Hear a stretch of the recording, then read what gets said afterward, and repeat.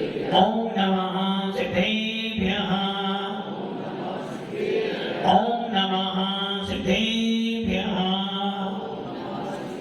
यदरिचा भावेन प्रमुदितमनः हरे तुर्यः छनाता सिद्धि रोदननि समेता सुमनिति लभन्ते तद्भक्ता सिविसुख समाजं किमुददा महावीर स्वामी महावीर स्वामी महावीर स्वामी नयन प्रतिगामी भवतु मे दुर्वाह पंचनानेतं ज्ञान दर्शन नायिका चारित्रनं गंभीरा मोक्ष मार्गो दैतिका पंच प्रविद्य भगवान की एकराधिनाथ भगवान की अंतिम संसर्पति भगवान महावीर स्वामी की आचार्य श्री कुंद भगवंत की आचार्य श्री उमा स्वामी भगवंत की आचार्य श्री विमल सागर जी महाराज की आचार्य गुरुदेव गणपति सागर जी महाराज की 3 करोड़ मुनि राजों की तमाम दशांतिरमणि माता की बोले वात्सल्य मूर्ति दिव्य तपस्वी आध्यात्मियों की राष्ट्र संत आचार्य 108 श्री सुंदर सागर जी गुरुदेव की गुरुदेव की गुरुदेव की। भव्य आत्मा समय बदलना है और बदलते बदलते इतना बदल गया कि हमें अपना भी होश नहीं है। सुनते हैं कि समय बदलने से परिणाम बदलते हैं, समय बदलने से परिणाम बदलते हैं और परिणामों के बदलने से कर्मों का असर होता है। समय के बदलने से परिणाम बदलते हैं। यदि विचार किया जाए इस मध्य लोक में 2 प्रकार के जीव हैं। एक जीव वो है जिनका राग देश उस कम है, एक जीव ऐसा जिसका पूरा राग देश चला गया है। समय बदल रहा है, दोनों जीव बैठे हैं, परिणाम खराब किसके होंगे? परिणाम खराब किसके हो रहे हैं? रागी के परिणाम खराब होते हैं और वीतरागी के परिणाम व्यवस्थित रहते हैं। जब काल बदलता है, आप विचार कर लो, जब आपके यहाँ कोई कष्ट आता है, जब आपके यहाँ कोई आपत्ति आती है, जब आपके पास कोई दुख आता है, समय खराब है आपका। समय कैसा है आपका? बहुत खराब है समय आपका। किंतु यदि उसी समय आपको कोई जिनवानी का शब्द सुना दे, उसी समय कोई आपको आलम्बन दे दे, उसी समय कोई आपको जिन मंदिर ले जाए, तो आपके परिणाम। समय कैसा है आपका? समय आपका खराब है।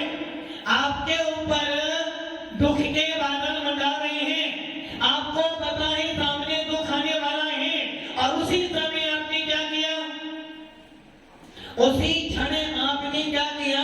किसी साधु संत का समागम प्राप्त कर लिया। आपके परिणाम बहुत खराब हो रहे थे और सुनते भी हैं। जब भगवान महावीर का संबोधन आया था, वकील साहब आंखों को इधर उधर देखोगे तो दुख के बादल आ जाएंगे, और अपनी आंखों को केंद्रित करके बैठोगे, दुख के बादल तो आएंगे और बिना बरसात।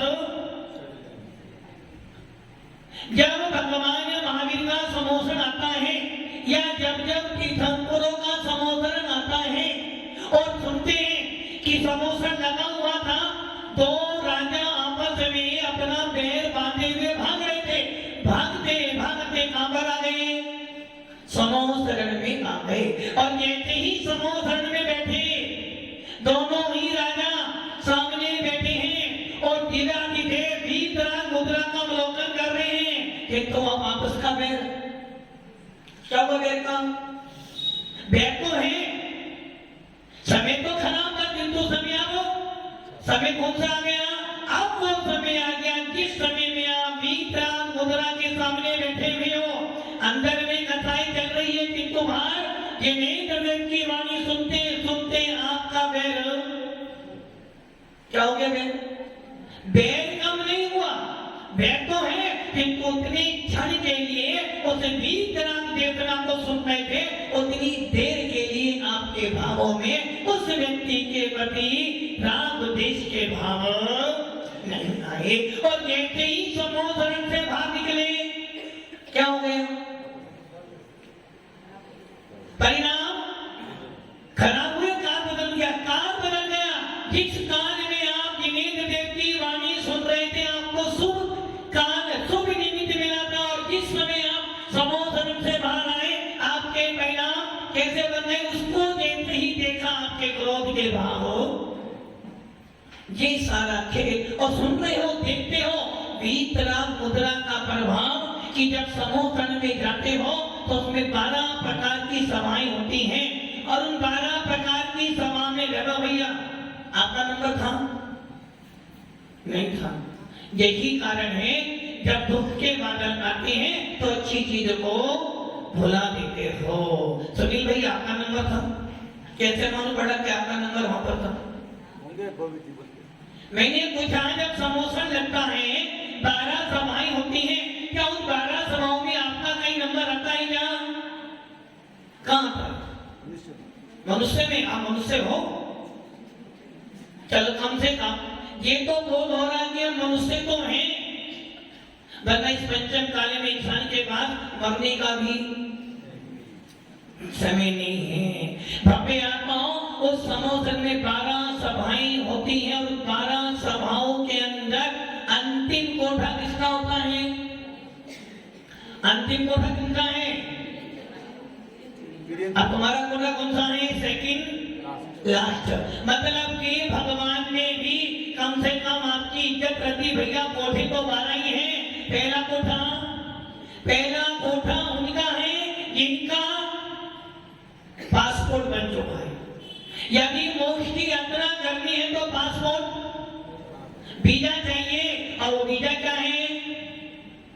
यदि तुझे मोक्ष में जाना है तो तुझे वीजा चाहिए, और वीजा किसका? मुनि मुद्रा का। बिना मुनि मुद्रा धारण किए तेरा मोक्ष मिलना सुनिश्चित नहीं है। तीर्थंकर जैसा जीव सब जानते हैं कि जिन जिन के पंच कनानक होते हैं, ऐसे तीर्थंकर तद्भव मोक्षगामी होते हैं। और कल आपने सुना भी था, राम और रावण में क्या अंतर था? राम और हनुमान में क्या अंतर था? हनुमान और राम दोनों के दोनों तद्भव मोक्षगामी जीव थे, दोनों के दोनों महापुरुष थे, दोनों से दोनों सनातन पुरुषों में थे। किंतु हनुमान और राम में क्या अंतर था? राम बलभद्र थे, हनुमान कामदेव थे। और एक अंतर और था, दोनों के दोनों साइकिल में दृष्टि थे, क्योंकि मोक्ष में जाने के लिए साइकिल में दर्शन ही चाहिए। एक अंतर और था, और जो अंतर राम में रावण में था। रावण कौन था? दृष्टि मध्ये, दो दृष्टि मध्ये बैठे। रावण कौन था? वो केवल 3 बैठे। अश्विन जी, रावण कौन था? राम और रावण में क्या अंतर था? वो ही अंतर राम हनुमान में था। राम और रावण कौन थे आपस में? बैरी। कहां बैरी थे? अरे भैया, सब में दिखती जीव कभी किसी का बैरी नहीं होता। और आपको मैंने बताया था पद्म पुराण में आचार्य रवि सेन कहते हैं, जब राम और रावण में युद्ध हुआ और जब अष्टानी का महापर्व आ गया फागुन का, तो रावण ने और राम ने सोच लिया अब युद्ध नहीं करने जाओ।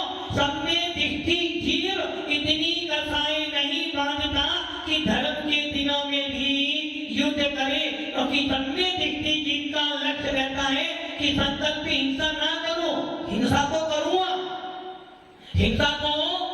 क्योंकि जब तक संसार है मैं हिंसा से नहीं बच सकता। किंतु कम से कम पर्वों के दिनों में, जिस पर्वों में जिनेन्द्र देव की पूजा कर आत्मा से परमात्मा बना जा सकता है, जिन दिनों के अंदर मैं अपनी कथाओं को बंद कर सकता हूँ, जिन पदों में मैं अपनी जिनवाणी को सुनकर वीतराग सम्य दर्शन को प्राप्त कर सकता हूँ, उन क्षणों में मैं हिंसा राम और रावण ने विचार कर लिया कि अष्टमी का महापर्व आ रहा है, होली का महापर्व आ रहा है। होली किसकी है? होली का पर्व किसका है? आपका है। दीपावली आपकी है। दीपावली आपकी है। संतों की दीपावली आपकी है। होली होनी चाहिए, मतलब कि अभी भी आपको डाउट हो रहा है कि दीपावली हमारी होनी चाहिए और होली आपकी नहीं होनी चाहिए। कहीं गलत नहीं हो रहा? दीपावली आपकी है। हाँ, घर की सफाई करना, सामान भर लेना, ये दीपावली हमारी है। दीपावली आपकी। कोई भी भगवान महावीर को याद नहीं करता। यदि मान लो दीपावली के दिन आपका सीजन ऑफ गया हो तो दिन भर का सुख गया। दीपावली के दिन आया तो पर्व तो आया, किंतु घर में सीजन बिल्कुल खराब हो गया। और भगवान महावीर ने क्या किया था? पूरा का पूरा सीजन खराब किया, तब जाकर भगवान महावीर को मोक्ष मिला। यदि भगवान महावीर जोड़ते रहते तो कभी सीजन का खराब नहीं होता। भगवान महावीर ने क्या किया? जितना सीजन आया था उस सीजन को खराब किया। खराब मतलब आपका सीजन का मतलब क्या है? ताकि भैया सीजन का मतलब क्या है? व्यापार अच्छा चले। नहीं, व्यापार अच्छा नहीं। महात्मा गांधी अच्छा मिले तो सीजन बढ़िया है। व्यापार तो बहुत अच्छा चला, किंतु जितना कमाया था उतना सारा का सारा। दीपावली का अर्थ क्या हो गया? आज के परिप्रेक्ष्य में दीपावली का अर्थ है अच्छे से अच्छे कपड़े लाना। चलो भैया लाओगे अच्छे से अच्छे कपड़े लाना, घर में अच्छा धनपाल जी क्या करना? अच्छे से अच्छा साफ सफाई किसकी? पुद्गल की। मतलब कि दीपावली का है अच्छी से अच्छी घर की सफाई करना, अच्छा से अच्छा रंग पेटन करा देना और घर में अच्छे अच्छे कपड़े पकवान बना लेना और घर में अच्छा महात्मा गांधी आया करके। अब की बात की दीपावली तो हमारी कैसी थी? अब की बात की दीपावली बहुत अच्छी थी। और अभी दीपावली के पहले दिन धनतेरस के दिन ही तुम्हारा अभी धन नहीं आया तो धनतेरस के दिन क्या करते हो वो आगे देखेंगे। मतलब कि आप क्या कर रहे हो? दीपावली का मूल कितना रह गया? बस दीपावली का मूल इतना है कि व्यापार अच्छा चले, दुकान अच्छी चले तो दीपावली बहुत बढ़िया है। कि तुम अपने आत्माओं भगवान महावीर कहते हैं ऐसी दीपावली हमारी नहीं है। होली आपकी है। अरे भैया होली हमारी तो है, तभी तो राम और रावण ने जैसे राम और रावण ने और होली के पर्व में उस अष्टानिका के पर्व में जिनेन्द्र देव की महापूजा की। अष्टानिका महापर्व आपका ही तो है, साल में 3 बार आता है, शाश्वत पर्व है। दीपावली आपका नहीं है। दीपावली आपकी नहीं है, वो तो व्यक्ति विशेष है। भगवान महावीर मोक्ष में ना जाते तो दीपावली तुम्हारे लिए। और अष्टानिका कोई मोक्ष में जाए अथवा ना जाए शाश्वत पर्व है। भादो में क्या आते हैं? 10 लक्षण पर्व, वो शाश्वत है। कोई हो या ना हो वो तो आपको करना ही पड़ेगा। अष्टानिका पर्व तो आपको करनी ही पड़ेगा। दीपावली आपको बनानी पड़ती है। यदि भगवान महावीर ना होते तो संतोष जी दीपावली के दिन क्या हुआ था? संतोष जी दीपावली के दिन क्या हुआ था? दीपावली के दिन क्या हुआ था? पीछे से आवाज। दीपावली के दिन क्या हुआ था? संतोष जी दीपावली के दिन क्या हुआ था? भगवान महावीर को मोक्ष हुआ था। बस दीपावली इसलिए नहीं है। दीपावली के दिन 2 महान आत्माओं ने, एक ने मोक्ष प्राप्त किया तो एक ने केवल ज्ञान की प्राप्ति की। इसलिए जैन शास्त्र में दीपावली का मूल्य है, जबकि अन्य संप्रदायों में भगवान राम कौन? हाँ नीली जी क्या कह रहे? भगवान राम अयोध्या आए थे। कौन है? ये तो राजा राम अयोध्या आए थे तो कोई नहीं बोलता भगवान राम कहां पर आए थे? अधिक मान लो राजा राम ना होते तो दीपावली हिंदुओं में भी नहीं होती। तो इसका मतलब क्या हुआ? दीपावली व्यक्ति विशेष पर्व है और जैन शास्त्र में व्यक्तियों की पूजा नहीं होती, गुणों की पूजा की जाती है। हम दीपावली इसलिए करते हैं क्योंकि भगवान महावीर ने मोक्ष रूपी धन को प्राप्त किया था। राम और रावण ने क्या किया था? राम और रावण ने अष्टालिका महापर्व में सारे पापों का त्याग कर जिनेन्द्र देव की अर्चना करने का भाव बनाया, युद्ध बंद कर दिया और आपस में क्या कर लिया? खम्मामी सब जीवाना खप्पे जीवा। कितनी देर के लिए? कितनी दिन के लिए?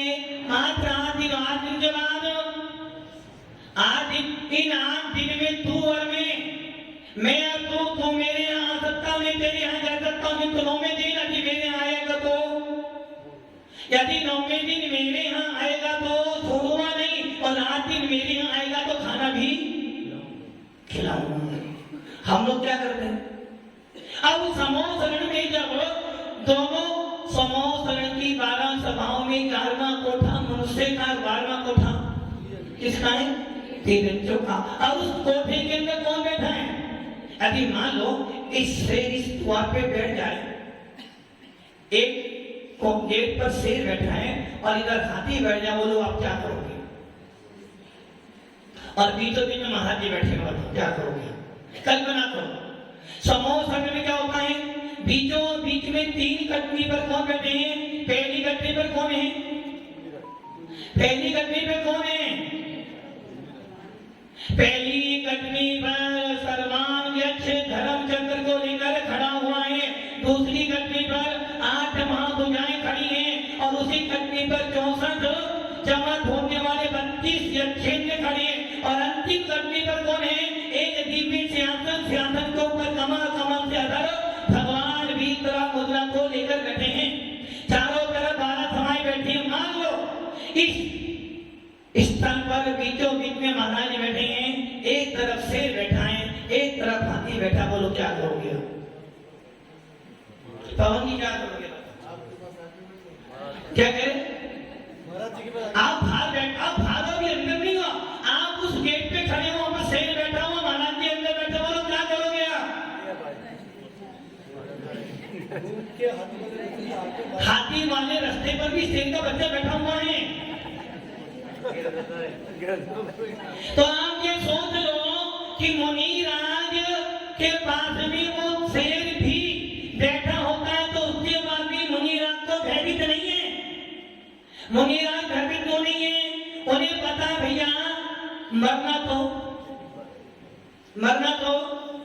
राजमन जी मरना तो मुझे नहीं, एक ही बार मरना, बस एक ही बार तो मरना है ना। राजमन जी कितनी बार मरे अभी तक? हजारों बार, और आगे मरना है।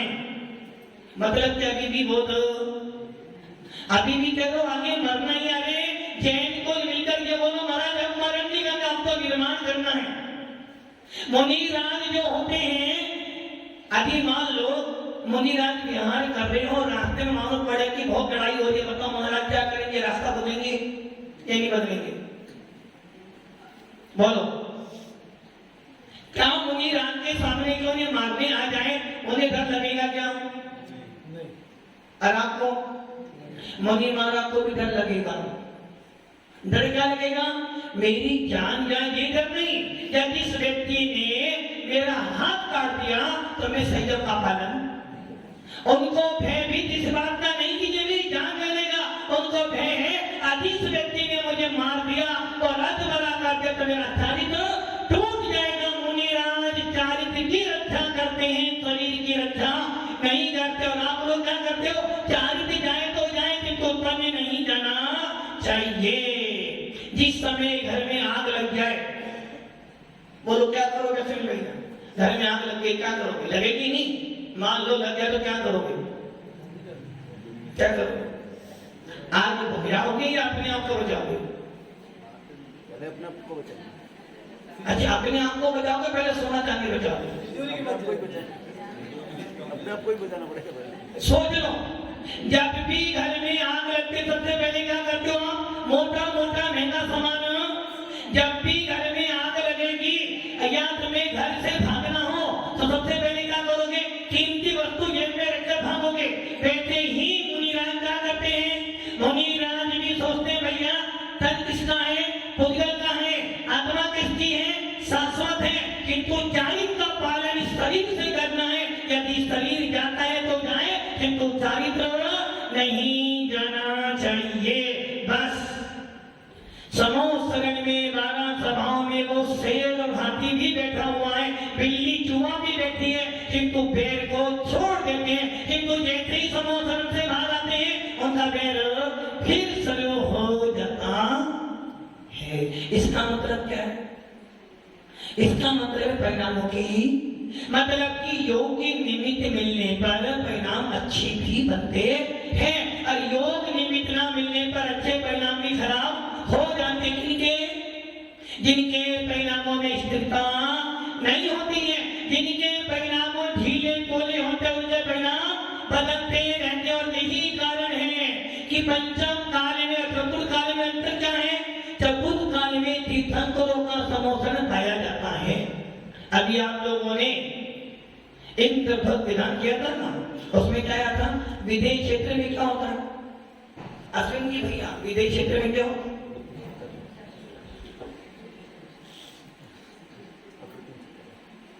एक वो कहावत है ना, पूजा सूजा की लगे शत्रु से भगवान। भगवान कैसे लगते हैं? शत्रु। और नहीं तो भगवान के पास जाओगे, महाराज के पास जाओगे, नहीं होगा भगवान के पास जाना ही नहीं, महाराज के पास जाना नहीं। कैसे महाराज? जो लोग विषय कथाओं में पड़े हैं, जो धर्म को बिल्कुल भी नहीं जानते, उनके लिए देव साधु शत्रु के समान है। और जो धर्म को जानते हैं उनके लिए देव साधु परम बंधु होते हैं। जिस प्रकार चंदन के पेड़ पर कौन होते हैं? क्या करते हैं? सब किनके रक्षा? चंदन की रक्षा। भैया किनके रक्षा करते हैं? चंदन की रक्षा करते, तुम्हारी रक्षा करते हैं। जिस प्रकार तुम्हारी दुकान के बाहर कौन होता है? क्या कौन होता है? असल आपकी दुकान के पास गार्ड है? अरे भाई गार्ड कहां पर होता है? जहां पर खतरे की घंटी होती है। गार्ड हर दुकान वाला नहीं होता। गार्ड कहां पर होता है? जहां महंगी चीज मिलती है। महंगी चीज क्या है? क्या नहीं? होटलों के बाद भी गार्ड होता है, होता है ना। और कोतवाली के बाहर भी, मकान के बाहर भी, दुकान में अधिक दुकान के बाहर एक गार्ड खड़ा, वो क्या करेगा? मान लो घंटी बज, क्या करेगा? वो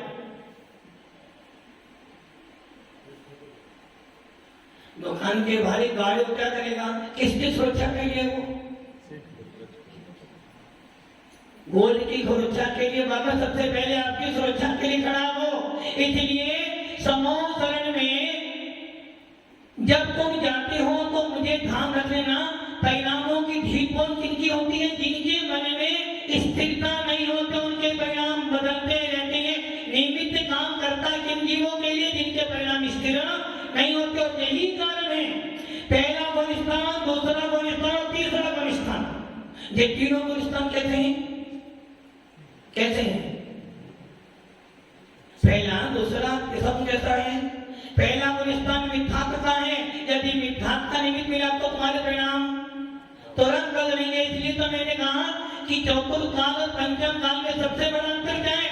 चतुर्थ काल में तीर्थंकर होते हैं, विदेश क्षेत्र के अंदर हमेशा तीर्थंकर रहते। इसलिए जहाँ पर तीर्थंकर होते हैं वहां पर किसी प्रकार का अन्य मत, कोई अन्य मत ही नहीं होता। जहाँ तीर्थंकर होते हैं वहाँ कोई अन्य मत नहीं। वहां एक जिनेन्द्र देव का धर्म होता है, भीतरा शासन होता है। पंचम काल में कोई तीर्थंकर, दुर्भाग्यशाली तीर्थंकर नहीं। इसलिए हर पग पग पर दलित मिथ्यात्व मिलता है, अनेक संप्रदाय मिलते हैं, जिनको देखने के बाद पूरे परिणाम खराब हो जाते हैं। इसलिए कहा गया है पंचम काल में परिणामों की संभाल, बहुत जल्दी परिणाम बिगड़ जाते हैं और बहुत जल्दी परिणाम बहुत जल्दी परिणाम खराब हो जाते हैं और बहुत जल्दी परिणाम नहीं। परिणाम बिगड़ने में समय नहीं लगता, तो सुधारने में बहुत समय लगता है।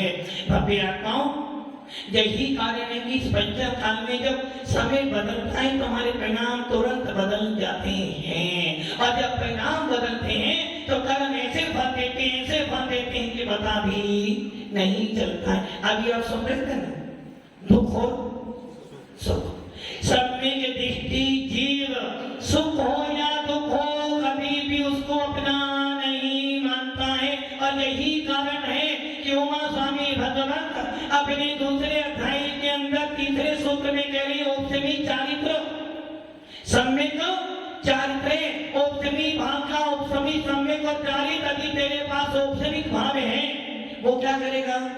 औपसमी भाव अंतर्मूर्त तो तेरे परिणाम अच्छे बनेगा, और जैसे ही अंतर्मूर्त में कोई निमित्त मिला तेरे परिणाम सीधे कहां पर आ जाओगे? कहां जाओगे? सीधे दूसरे में अथवा पहले में आ जाओगे। पहले में आने के बाद अब तेरे परिणाम खराब ही रहेंगे, कभी अच्छे बनने वाले। इसलिए अपने आत्माओं, यदि दुखों से बचना चाहते हो, यदि संकटों से बचना चाहते हो, तो सबसे पहली शर्त है कि आपको अपने परिणामों को स्थिर करना पड़ेगा। और परिणामों को स्थिर करने का सबसे अच्छा माध्यम है, क्या है वो? मात्र एक। आपके पास तीन चीजें हैं, वेद, शास्त्र, गुरु। आपको अपने परिणामों को स्थिर करना सबसे बड़ा प्रबल समर्थ कारण कौन सा है? प्रेरणा जी, सोच के बताना।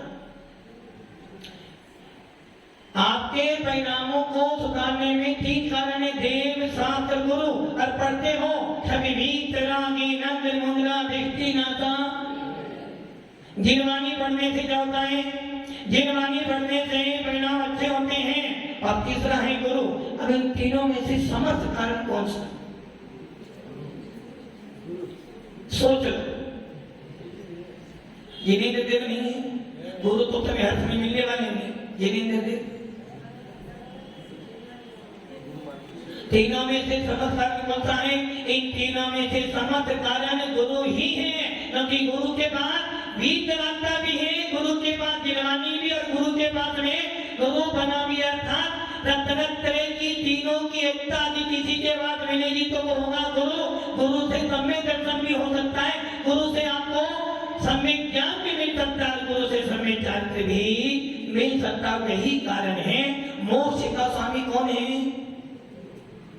मोक्ष का स्वामी कौन है? निर्गंध मुद्रा।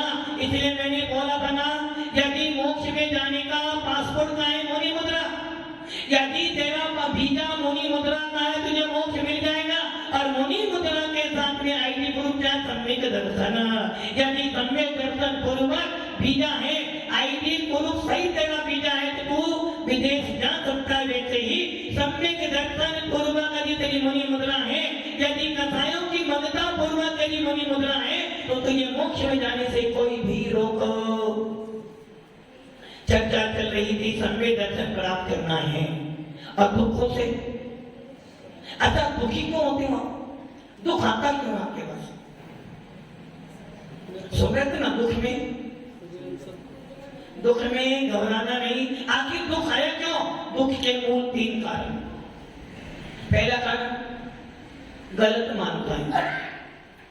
गलत मानता मतलब मिथ्या, गलत मानता है। और गलत मानते ऐसी भी हो सकती है कि ये मेरे बारे में बुरा सोचता है। पंकज जी, आप मेरे बारे में बुरा सोचते हो। पंकज जी, मेरे बारे में बुरा सोचते हो आप। पंकज जी, वो तो आप कह रहे, मैं नहीं मानता। मुझे पता चला है आप मेरे बारे में बुरा सोचते हो। किसने बताया? पता है, प्रधानमंत्री ने बताया। अब क्या हुआ? अब आपकी कथाएं कहां बनेगी? मतलब कि हमारे दुख का मूल कारण क्या है? कि मैंने अपनी मानता में बिठा लिया कि ये मेरे साथ ऐसा ही। इसका मतलब क्या है? पहली गलती दुख का कारण है मेरी माताएं। मैंने जो बिठा लिया है उसे कोई निकालने वाला कब तक, जब तक तुम्हें भेद विज्ञान। दूसरा कारण सत्यभाम ने कहा, दूसरा कारण आकुलता। दूसरा मूल कारण कसाई। जब कसाई बढ़ती है तो अच्छी से अच्छी बात भी समझ में नहीं आती है। जब कसाई तीव्र होती है, अनंतानुबंधी जीव को कितना ही निर्माण सुना दो सुनने वाला, जिस प्रकार सांप को कितना ही क्या क्या करेगा, क्या करेगा,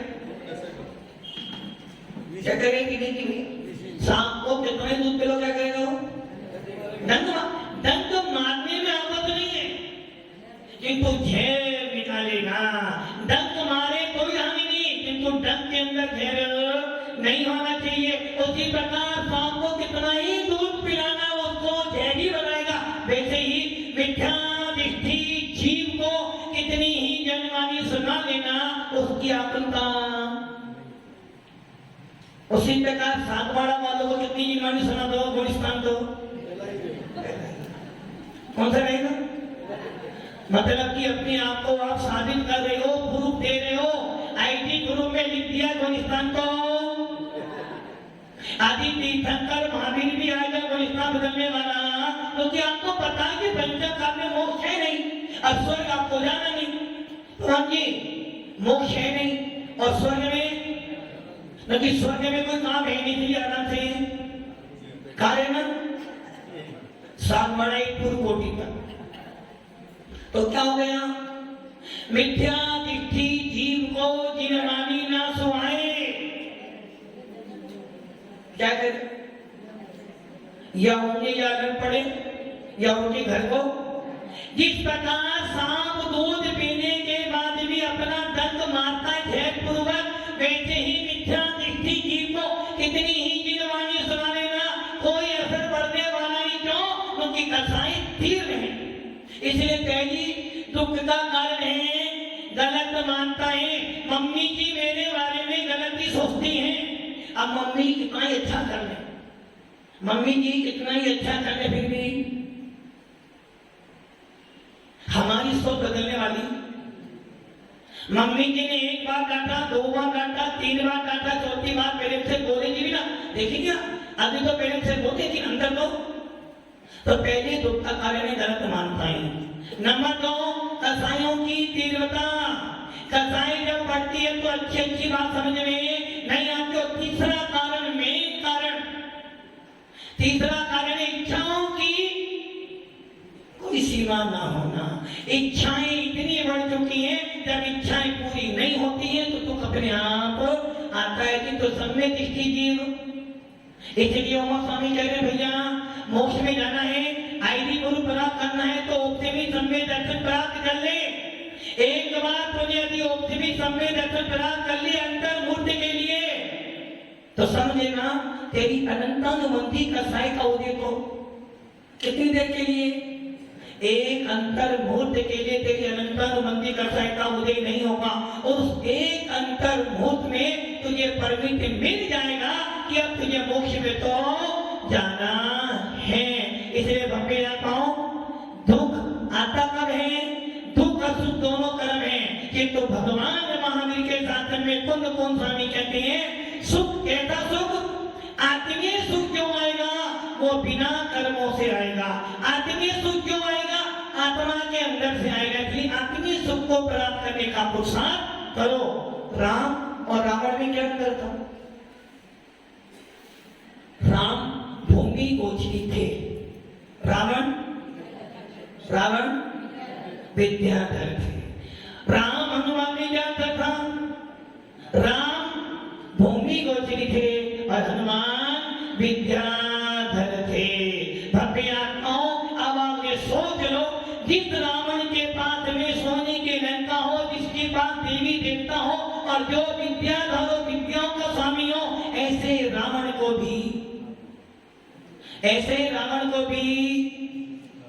क्या करना पड़ा? भूलविल होना पड़ा। क्यों? क्योंकि आपके कसाई तीव्र और राम कौन था? मात्र भूमि गोचरी। और क्या करना? उसी भव से निर्माण की प्राप्ति कर इसलिए भव्य आत्माओं, यदि मोक्ष में जाना चाहते हो, आत्मा से भगवान बनना चाहते हो, आत्मा का भेद विज्ञान प्राप्त करना चाहते हो, आत्मा में सुख को प्राप्त करना चाहते हो, आनंद का सागर आत्मा में बैठा हुआ है, मात्र तुझे एक बार अपने अंदर झांकने की जरूरत है। एक बार भेद विज्ञान पूर्वक, एक बार मिथ्या को छोड़कर, अपनी मान्यताओं को छोड़कर, कथाओं को बंद कर एक बार आत्मा के अंदर उतर, तो ये अपने आप भाई ये वस्तु निसार लगेगी। भगवान महावीर ने यही तो काम किया था। भगवान महावीर ने मात्र इतना ही तो काम किया था, सफाई तो की। किसकी सफाई की? डेली तन को साफ करते हो, डेली शरीर की सफाई करते हो। देखो भाई जाएगा, देखो दियो लगाते हो ना, किस लिए? बदबू ना आए। और साबुन भी कौन सा? ऐसे मतलब कि तन को कितना ही साफ कर लेना। वो कहावत है ना, यदि सोने के घड़े में, हाँ संतोष जी, आपको एक घड़ा देना सोने का, किनको? राजमंत्री को नहीं, इसको नहीं देना, राजमंत्री दे दो, तो ऐसे दे दो। सोने का घड़ा दिया आपने, किंतु वो सोने के घड़े में क्या था? मल था। क्या था? मल था। और वो आपको मिला है, क्या करोगे? उससे धोखे काम में लोगे? उस सोने के घड़े में पूरे नगर का मल भरा था, आपने खाली करा और मैं दूध भर के पियोगे उस घड़े के दूध को? क्यों नहीं पियोगे? घड़ा नहीं का है, पियोगे? बस इस शरीर में क्या है? इस शरीर में क्या है? फिर भी शरीर को क्या करते हो? शरीर को पाउडर, क्रीम, दूध और खिलाते जाओ, रसगुल्ला, जलेबी। और अभी तो दीपावली आ रही है, सबके घर में पापा पापी सब नाश्ता खाओ। किसके लिए हुआ है? इस पुद्गल के लिए। रसगुल्ला खाओ तो विष्ठा बनेगी, दूध पियो तो विष्ठा बनेगी। अच्छी अच्छी वस्तु खाने के बाद क्या बनेगी? सारा मन मूत्र। फिर भी शरीर को सजा सजा के रखते हो। अरे भव्य आत्माओं, ये तो कोई कारण है, सोने का घड़ा तो है, किंतु अंदर मल भरा हो। आत्मा तो सोने से भी महंगी है, किंतु सोने जैसी आत्मा को अपने कहा रखा हुआ है? मल मूत्र के घर के अंदर। धन्य है वो मनिरान, धन्य है वो जीव जो इस शरीर को पाकर, इस ओनारी तन को पाकर, इस मनुष्य भव को पाकर भी आत्मा से भगवान बनने का कार्य करते हैं। इसलिए हमारे शास्त्रों में आचार्य कमत गोस्वामी कहते हैं, शरीर पूजनीय बनता है। शरीर पूजनीय बनता है किनका?